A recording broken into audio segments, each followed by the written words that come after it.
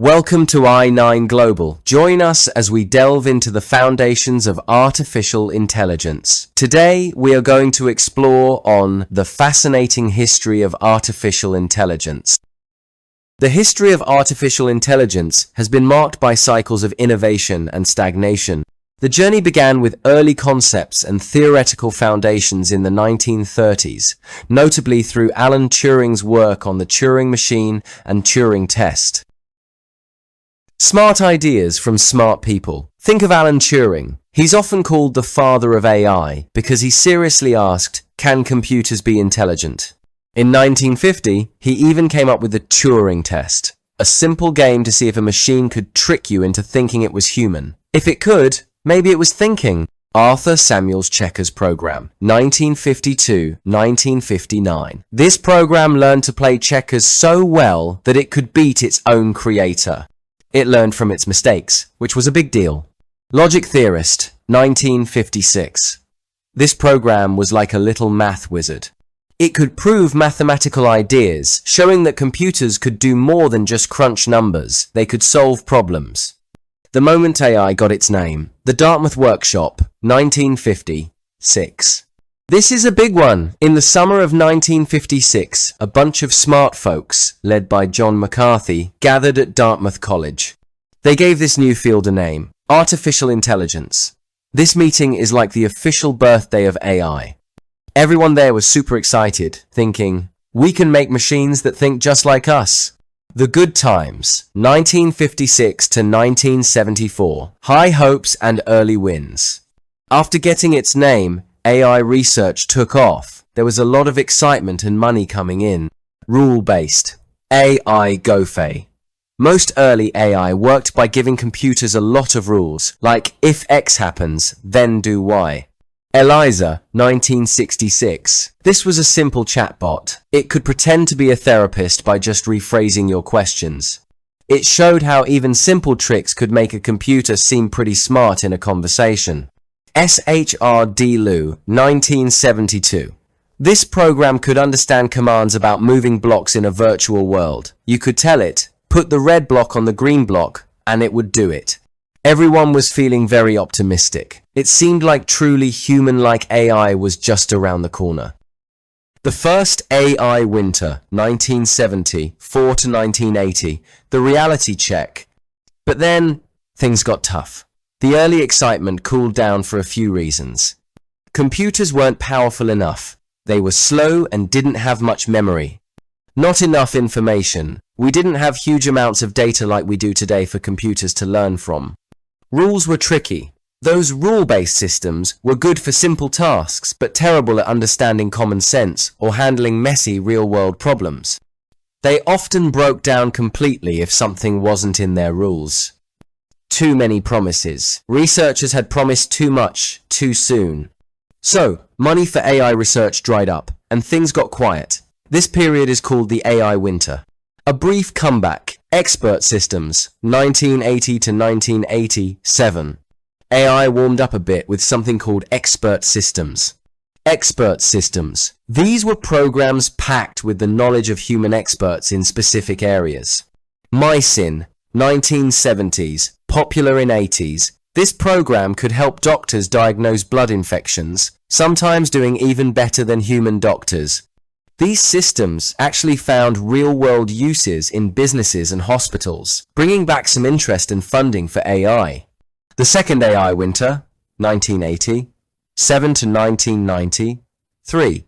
Another cold spell, but the excitement for expert systems didn't last. Hard to manage. They were very expensive and difficult to update. If the expert's knowledge changed, you had to rewrite a lot of code. Still no common sense. They were still narrow and couldn't think outside their specific area. They lacked basic common sense that humans have. Again, funding dropped and AI went into another quiet period. The quiet rebuilding, 1990s to early 2000s. Learning from mistakes. During this time, AI researchers got smarter. Instead of trying to build a human-like brain right away, they focused on solving specific problems and making AI better at learning. Machine learning, MNIST, takes off. This was a huge shift. Instead of writing down every rule, they let computers learn from data. Learning from examples. Show a computer 1,000,000 pictures of cats, and it learns what a cat looks like. Finding patterns. It could find hidden trends in data, like what movies you might like. Trial and error. It could learn by trying things and getting rewards for doing them right, like playing a video game. More data and better tools. The internet started growing, giving AI a lot more information to learn from. Deep Blue, 1997. IBM's computer, Deep Blue, beat the world chess champion, Garry Kasparov. This showed that computers could be incredibly powerful at very complex tasks, even if it was more about brute force than human-like thinking. The AI boom, 2010s to today. The big explosion. This is where we are right now. AI is everywhere. What changed to make this happen? 1. Lots of data. Big data. We're swimming in data from the internet, social media, smartphones, everything. This is like food for AI. 2. Super powerful computers. GPUs. The special chips built for video games, GPUs, turned out to be perfect for the kind of math AI needs to do. 3. Smarter learning methods. Deep learning. Researchers found a way to make old ideas about neural networks, which try to mimic the human brain, work much better. These are called deep learning models. ImageNet, 2012. This was a huge competition where a deep learning program suddenly got much better at recognizing objects in pictures. This was a light bulb moment for AI. AlphaGo, 2016. A program called AlphaGo beat the world champion at the incredibly complex game of Go. This was a massive achievement and showed how powerful deep learning could be.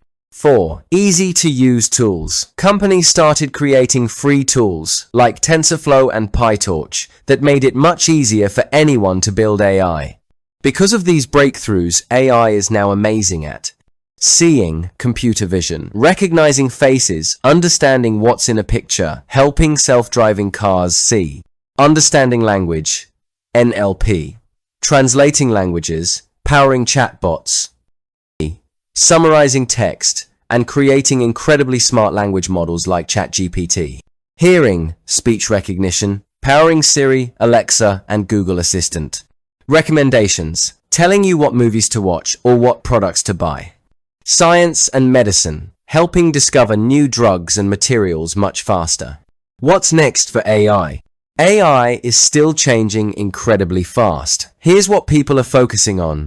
Making AI fair and safe. Making sure AI doesn't have biases or cause harm. Understanding AI. Trying to figure out why these complex AI models make the decisions they do. Smarter robots. Making robots that can do more complex things in the real world. AI for science. Using AI to speed up scientific discoveries in every field imaginable. True human-like AGI. This is the dream of creating AI that's as smart as a human across all tasks. But we're still a long way from that. So, as we can see, the history of AI is not a straight line of continuous progress. It's a story of ambitious dreams, brilliant minds, periods of great excitement, followed by disillusionment, and then renewed, more focused efforts. We are now living through a period of unprecedented progress, driven by massive data, computing power, and sophisticated algorithms, particularly deep learning. That brings us to the end. Our next video is on machine learning. Follow for updates.